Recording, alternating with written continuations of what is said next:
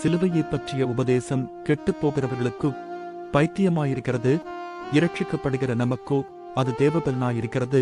கொரிந்தியருக்கு எழுதின முதல் நிருபம் 1வது அதிகாரம் 18வது வசனம்.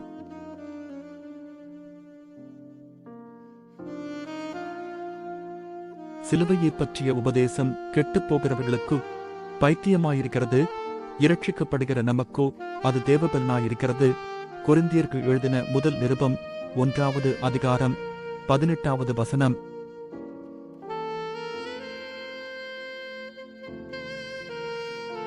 சிலுவையைப் பற்றிய உபதேசம் கெட்டுப்போகிறவர்களுக்கு பைத்தியமாயிருக்கிறது, இரட்சிக்கப்படுகிற நமக்கோ அது தேவபலனாயிருக்கிறது. கொரிந்தியருக்கு எழுதின முதல் நிருபம் 1வது அதிகாரம் 18வது வசனம்.